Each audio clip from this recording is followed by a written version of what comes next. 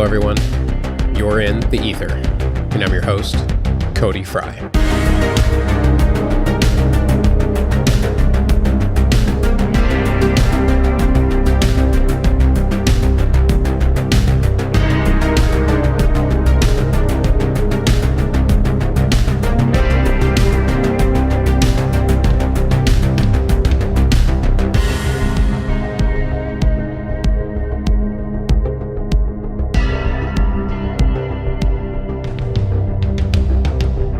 Welcome back, everybody, for Season 1, Episode 2. Once again, it's great to have you with me.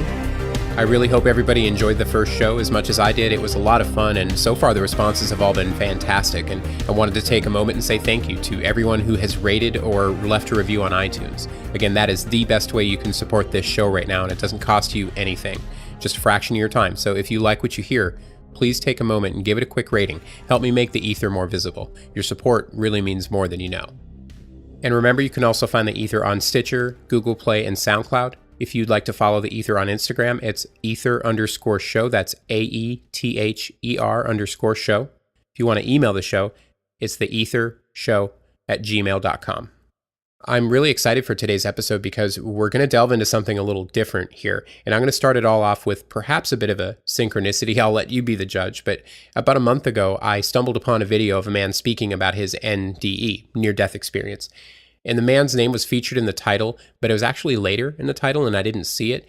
In fact, I associated the man speaking with the wrong name that preceded his. So point is, I didn't know who this guy was. I had no reference for him, but his story, it really struck a chord with me. And I didn't forget it. I just, kind of filed it away for the time being. And of course, in preparation for this episode, I went looking for an interesting book on NDEs. And I quite randomly picked one, only for the fact that it was written by an ER physician that appeared to have a lot of fascinating stories to tell. It turns out that the man this book mostly centers around, yep, that's the same guy that I saw speaking in that video. And what are the odds, right? Of all the NDE videos on YouTube I could have picked, and it was that one. So I thought that was, maybe interesting, if nothing else amusing. Now, the man who had this NDE, his name is Jeffrey Olson. Perhaps you've heard of him. I'm beginning to realize this is actually a fairly well-known case, but for good reason. Though it did fly under my radar, maybe it flew under yours too, but either way, this is an incredible story, and I'm really excited to share this man's experience with you guys. So, March 31st, 1997, Mr. Olson driving the family car, his wife who's a school teacher in the passenger seat and their two young sons in the back. They're returning from an Easter vacation they'd taken in St. George, which is in the southern Utah area. They're headed back home towards Salt Lake City. Jeff sets the cruise control at 75 miles an hour, and eventually at some point dozes off behind the wheel. Just briefly, but when he comes to, he swerves, overcorrects, and the next thing he remembers is becoming fully conscious once the car comes to a stop. Realizing he can't move, he's pinned to the floorboard, his ribs in both legs are crushed and shattered, his back is broken in multiple places, his right arm is almost completely severed, he's bleeding into his intestines, and his lungs are collapsing, but all he can think about is his son, who's crying in the back seat. It's at this point he realizes nobody else in the car is crying. And that's when everything shifted. And suddenly, there was calmness.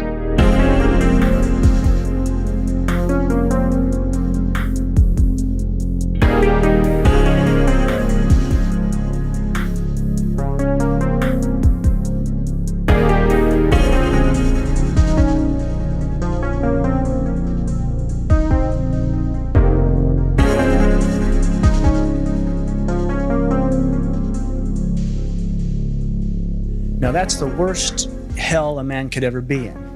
I'm pinned, I can't breathe, I've got a child crying, I know half the family's gone, and I was driving the car. In that horror and mayhem, suddenly there was calmness. And I thought, have I lost consciousness? What has happened here? I felt this calmness, and it didn't feel like everything going black like you see in the cartoon. It was as if everything became light. It felt as if I was surrounded by light. It was tangible. And it's as if this light was alive, like it was comforting me, and I began to rise above the scene of this accident. As I rose above it and realized I was okay, suddenly my wife, who I knew was deceased at the scene, was there with me. And that was confusing, except it felt so good to say, wow, we're okay? Except she was saying, you've got to go back, you've got to go back, you can't, no, you've got to go back. Now, that was a moment of choice. And it was a difficult choice. Here I was looking at the woman I loved more than life, yet I knew I had a little boy crying in the backseat of that car, and there was a conscious choice. And as soon as I made the conscious thought that I'm going back, I found myself wandering around a hospital. Perhaps what I find most interesting so far about Jeff's story is that it's not that unique among other NDE accounts, is it? I mean, every experience is unique to the individual in many ways, yes, but there seem to be these core elements that get reported across most NDE stories. So logically then, wouldn't it be fair to say that there is a core of truth to these experiences? If not, then what do we call it? Just similarities? Coincidence? Let me give you a couple examples here, okay? So according to the Near-Death Experience Research Foundation, and this is a pretty recent one, this is September 13th, 2018, a man named David who has a stroke says, I was above and looking down at myself on the stretcher. I didn't see what was happening to me or what the paramedic was doing. Instead, I saw my mom who had passed away only a few months prior. She was sitting down. She was not upset or panicked. Rather, she had a sense of being very calm and had a quietness. Somehow we spoke to each other, or rather she spoke to me. September 11th, 2018, Michael is stabbed and says, it was then that he spoke. God said, do you want to live or die? I was immediately made to understand that the answer was not to be taken lightly. I replied, there are still some things that I want to do. I want to live. God then said, don't worry, everything will be okay. August 24th, 2018, a young man from the UK named Andrew is injured. It doesn't say how, but he says, I wasn't in my body and it felt like I was somewhere behind the bed and above myself. I remember a warm brightness above and around me. Someone was telling me it's not your time yet, you're not ready. It was dreamlike and I can't remember a face. The voice was a calm, loving male voice, but I don't know who it was. And I could go on because, there are thousands of examples, but my point is here, just out of these few cases that I quite randomly picked and that are very recent actually, here we have the out-of-body experience, the shared death experience, as in seeing loved ones who've died, this warm sort of light that's alive, this overwhelming sense of calmness and love, and either the proposition to stay in this ethereal place or go back to your body, or simply being told it's not your time yet, you're not ready. As I wandered, I encountered all the doctors, nurses, the patients, the families, the people around them. And there was a new knowing about everyone I looked at. I knew them. I knew them perfectly. I knew their love, their hate, their joy, their peace, their decisions, their motivations. It was as if I was connected to them. There was a oneness. I was them. This connection was unbelievable. Now, this has nothing to do with religion, but I was having this profound connection to everyone I saw, until I came to a bed where a man was laying and I felt nothing from that. And in the waves of all this unconditional love I was experiencing and connection, I found that odd. So I stepped closer and looked to realize that was me, or what was my body. I was me. I was here having this profound experience, but there was the skin suit that I had gone through my life into that point. Again, thoughts are powerful, and I had the thought to get back in the body. And as soon as I had the conscious thought, I was back in, but then back to all the pain, the grief, the regret, the guilt, the trauma. And that brings me now to the book that I had mentioned previously, if you recall. It's called Not Yet, Near-Life Experiences and Lessons Learned. It was published November 9th, 2017, authored by Dr. Jeff O'Driscoll, MD of Utah, a former ER physician that's not only been involved with many patients' NDEs, he claims to have had some pretty interesting experiences of his own. But to tie his book to Jeff Olson, O'Driscoll was one of the doctors in the trauma center that Olson was rushed to on that May 31st in 97. He hadn't been responsible for his care. He was busy with other patients, but he was aware of Olson's situation and condition, that his wife and son had died at the scene. The surviving son had been transported to the children's center. But a nurse named Rachel rushes up to Dr. O'Driscoll and says, she's here, his wife. She's here. And I should say at this point, Rachel and O'Driscoll, they were both already aware of the phenomenon. So he kind of got the gist of what she was saying, already aware, of course, that Mrs. Olson was deceased. O'Driscoll follows Rachel, who's tugging on his arm at this point, over to Olson's trauma suite and describes the usual army of professionals attending to Jeff, this flurry of activity, the hum of voices and vital signs and orders, etc. O'Driscoll then states that almost as quickly, however, the sounds all fade into silence. Like a TV show or a movie without any sound. The lips are moving, but you can't hear what they're saying. And O'Driscoll notes a tingle, almost like a vibration that, as he says, began in the center of my soul and radiated outward to the tip of each digit. I felt the hair on my arms and neck stand at attention. He then becomes aware of a presence in the room. High above his right shoulder, about 10 feet away, halfway between O'Driscoll and Olson, he realizes this is Tamara. Jeff Olson's wife, who's observing. Other physicians were taking care of him. So it was one of those experiences where I walked into the trauma room and I had no responsibility for his care. He was unconscious on the other side of the room, and I looked up and saw his deceased wife standing above him in the air, supervising or observing his care, and she communicated with me about how grateful she was for the care that was being provided. I would experience my consciousness being in the body, out of the body, in this room, in that room. It was as if I had one foot in this realm and one foot in another realm for many months. I was in ICU for 3 months. I was in the hospital for almost 6 months. They did 18 surgeries in total, putting me back together. I had profound experiences, even in one holding my deceased son, my little toddler son that passed away in the accident, in those other realms. Holding him and kissing him and saying goodbye when I felt as if the whole universe embraced me. And in that moment, everything made sense, even though it was mayhem on this realm. Now, the book that O'Driscoll wrote, it's not merely about his experience in the trauma center that day, seeing Jeff's deceased wife. Actually, much of the book is about how the two eventually become friends, Olson and O'Driscoll, and highlights many of the conversations they'd have. But the doctor does share some other experiences, and I think this is a good time to give you a couple examples here. So one day in the trauma center, there's a man who had recently recovered from a risky surgery. He'd almost bled to death, and he grabs O'Driscoll by the arm and pulls him into a chair and tells him all about his NDE, about how while out of his body, he heard apostles singing a hymn from the New Testament while he witnessed the Last Supper, while Jesus and his disciples broke and passed bread. And I should say, yes, that man in particular was a lifelong devout Christian. Another time, there was a frail elderly woman in her 80s who'd arrived unconscious. Again, he wasn't responsible for her care directly, O'Driscoll, but the team that was eventually resuscitated her, and she survived, but she couldn't speak, feed herself, or even get out of bed. She barely recognized the few family members that did visit her while she was conscious. O'Driscoll kind of instinctively one day just walks over to her bedside, and he feels empathy for this lady, and he rests his hand on her right leg. It's then that he says this unconscious woman communicates to him that she just wants to leave this world with some shred of dignity, and for some reason she feels she needs his help. And the doctor says initially he just listens and acknowledges as she tells him about the life she'd lived, and he then says he expresses his feeling that she could go if she wants to go, if she feels it's the right time. He then claims he witnesses this attractive woman about half the age of the unconscious woman lying in the hospital bed leaves this physical body and stands, I suppose hovers above the floor.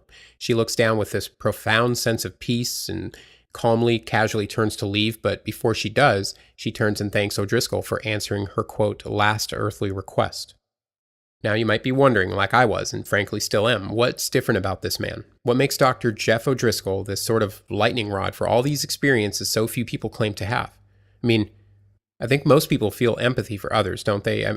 He's not the only one. I don't believe it's because he's more sympathetic than other people. I don't think it has anything to do with religion per se. Even O'Driscoll will tell you it's not. He refers to it as spirituality, rather. And he's certainly not a shaman or anything like that. So then my mind goes to what happened to this guy? How was his life different? And was there some event or series of events that opened him up to these types of things? Here's O'Driscoll with perhaps a little insight into that. I think my journey started when I was still quite young. My brother died in a farm accident when we were young. He was a teenager. I was 11 at the time, and we were very close.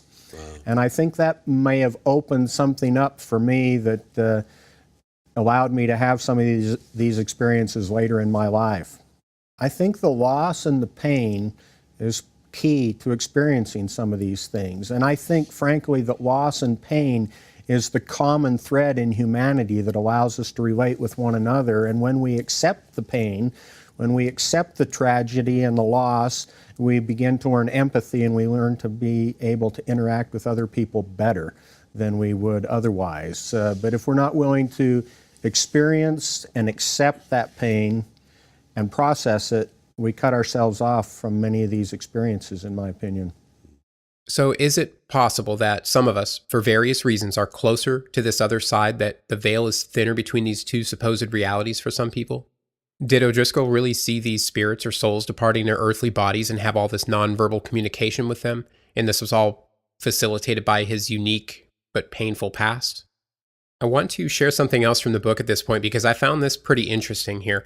One day, and it doesn't say when or where this takes place, but O'Driscoll's just outside enjoying the weather and the view when suddenly he has what to me sounds like some kind of either astral travel one would have in a deep meditative state, or you could also draw parallels to the effects of psilocybin, DMT, ayahuasca, etc. You be the judge, but here's what he says.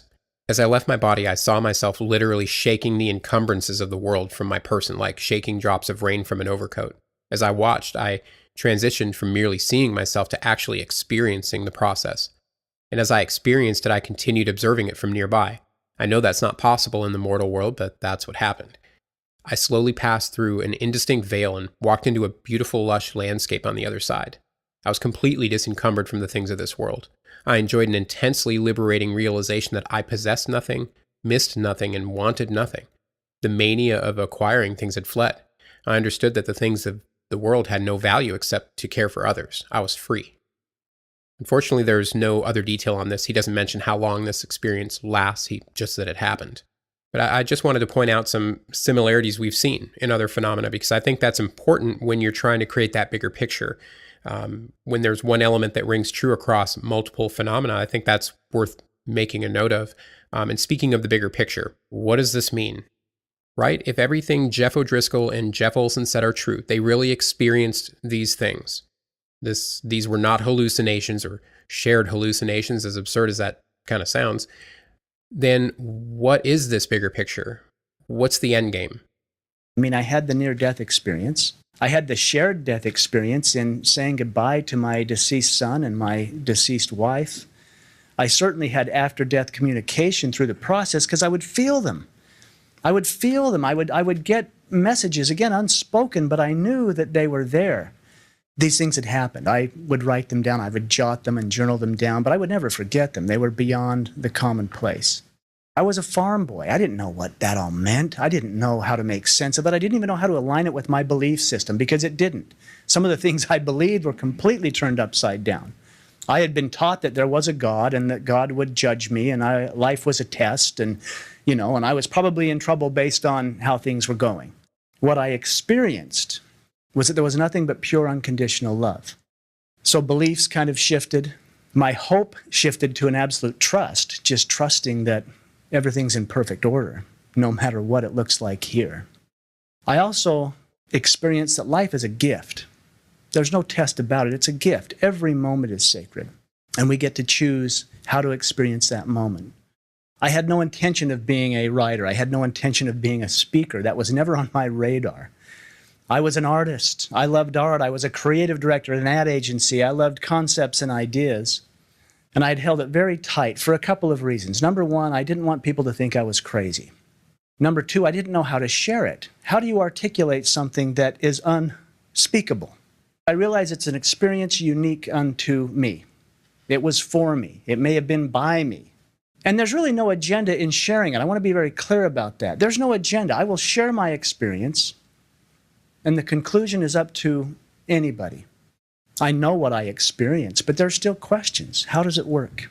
How does that all happen? How do we bring it together? How do we make sense of it? How do we talk about it in a way that anybody could understand it? If we have consciousness that is not our brain, if we are not necessarily our bodies, and if there's something more, perhaps there was nowhere to go or anything to be but to open myself up to a higher consciousness, to raise the consciousness of the planet, to take a stronger stand for love, for connection, for oneness, to shift the world. Perhaps we're more than human, and that by being open to a higher consciousness, perhaps love can flow in a way that shifts everything.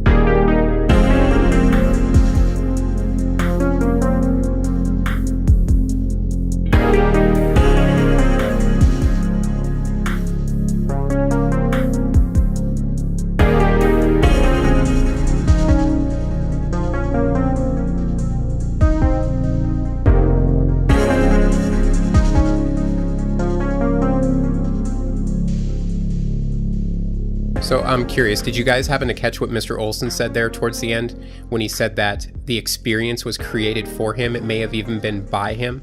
I found that interesting because the conclusion that he and Dr. O'Driscoll seem to have reached, as well as many others, that of course, one, we're more than our physical selves here in this plane of existence, and that we return to this place we existed before we entered this mortal domain, but that we've always existed as this grand, unified, collective state of being, that we're all one. That then begs the question, if that experience was created for or by him, if we're all essentially sharing the same sort of existence, are we still individuals? And I'll admit the word God appears in this book quite a few times. But to credit the author, he does disclose up front that the terminology he uses it's by choice. It's simply based on his own, personal life experience. It's not meant to be pro or anti any particular religion. I mean, but what about the guy who witnessed Jesus in the Last Supper? Was that a real event he observed in some timeless state? Or was that more of a custom-tailored vision that made the most sense to him based on his particular life experience? This incredible light that gets mentioned all the time, this warm, loving, living light, is that the creator? Is that God? Or is that our higher selves? Or is it somehow both?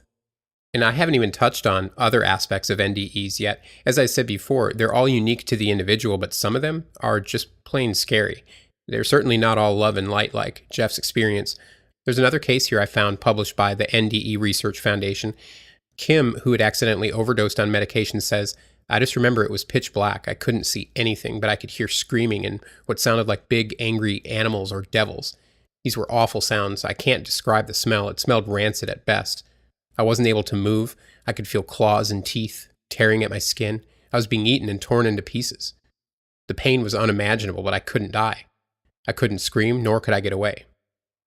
Or how about Daphne? She contracted pneumonia due to her failing kidney and says, "I wondered what to do next. I wanted to make sure this really was the void. I went to the left and then to the right, then I went up farther, but everywhere I went, I was just there. There was no way to reference where I was. I could only see darkness in every direction I looked. As I looked into the darkness, I had a feeling that I was glowing, but I couldn't be sure. As I looked into the blackness, I would catch glimpses of a blue grid, but the blue was so dark that it seemed to blend in with the blackness." Now, Kim's NDE is considerably darker, yes, but Daphne's account actually hits a lot closer to home for me personally. I remember as a kid, somewhere roughly between the age of 6 and 8, I had frequent dreams of feeling suspended in this indescribably huge blackness. I don't know how to describe it, but it was definitely not a happy place. I couldn't see or hear a thing, and I had this awful feeling I was being judged by someone or something. It felt like such a hopeless and lonely place, and I could never find a way out. And I don't remember anything else happening. I'd just eventually wake up.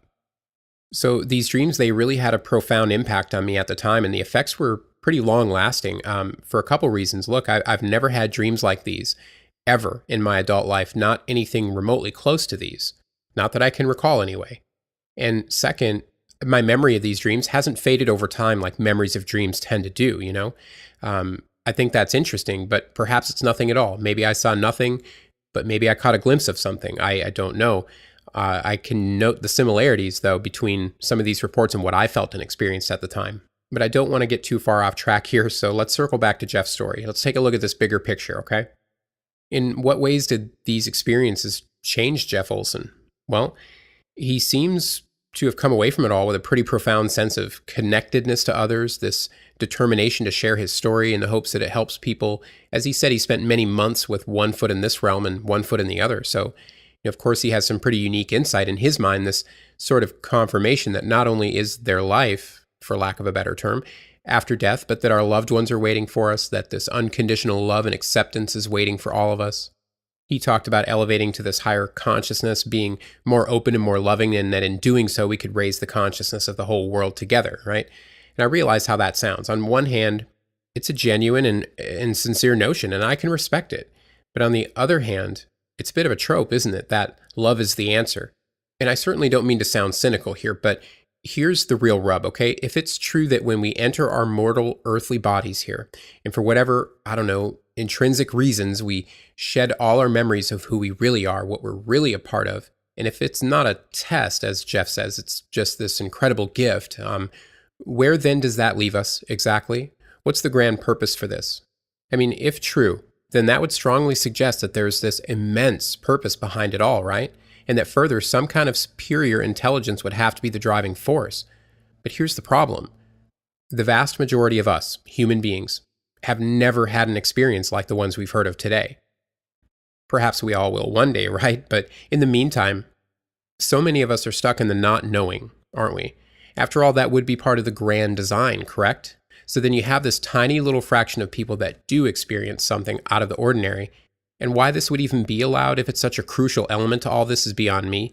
But let's be honest here, if we're just looking at the numbers, it's pretty understandable that the rest of us, the majority of humanity in its entirety, either turn to a religion and cross their fingers that the preacher's right, or concede that there is no God or afterlife, there's only the here and now, or that God's really an alien, or God's actually mistaken for a persistent universal consciousness. I mean, can you really blame us? How much can we trust in these NDEs when one guy claims to see Jesus in the Last Supper and another sees Buddha, or another may travel past planets at light speed and know everything there is to know about every single planet just by looking at it? As in, all the knowledge one could have about anything is already in us, or we can at least tap into it. Now, that's why I think it's necessary to try to filter out some of the peripheral details and focus on whether or not there's a core of truth among these accounts, and if so, what is that? According to Dr. Phyllis Atwater, who's one of the pioneering researchers into NDEs, she's been studying the phenomenon since 1978, and based on over 3,200 cases, here's what she says are some of the most common elements of NDEs, all of which I should say ring pretty true for Jeff Olson. Symptoms or signs suggesting serious medical illness or injury in the expectation or sense of imminent death. Visualizing or experiencing being apart from the physical body, perhaps with the ability to change locations. Greatly enhanced cognition, as in thoughts become very clear, rapid, and hyperlucid. A darkness or light that's perceived as alive and intelligent and powerful. Sudden, overwhelming floods of emotion or feelings. An encounter with an identified deceased person or animal, or an encounter with an apparently non-physical entity. A life review, like a movie in segments or a reliving. Information and dialogue can be imparted non-verbally. She also further breaks the cases down into religious categories. 1, NDEs having a Christian orientation. 2, religious people other than Christians. 3, having so-called New Age aspects to them, using terms like higher self, karma, avatar, reincarnation, etc. 4, people who considered themselves avowed atheists before their experience. And 5, people who haven't identified themselves with any particular religion. And as I often do, I kind of like to side with the experts here, the people who've done infinitely more research than I ever will. And, this data appears to coincide with what I was able to glean from looking at these experiences. This is extremely compelling stuff. And if I'm being honest with you here, I don't know what to think, but I'm comfortable at least leaning toward the notion that there is something after this life. What that something is, though, that's kind of where I have to draw the line in the sand, because although there are a great deal of similarities among the thousands of NDE reports, even though there does appear to be what I call a core of truth, I personally lack that ultimate confirmation to call it a belief, But that's just me, and I'm really curious to know what your take on all this is. Do you think there's enough evidence and similarities among the evidence to prove that there has to be something? Even though we may not know what that something is, do you think it's God? Pure energy? Some kind of virtual reality simulation? Are we the offspring of ETs?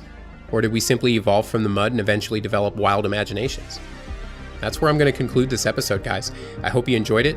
I hope it makes you think a little, hopefully a lot. And don't forget, if you or someone close to you has had an experience that you'd like to share with me, please email me at theethershow@gmail.com. And again, thank you for joining me in the ether. We'll see you next time.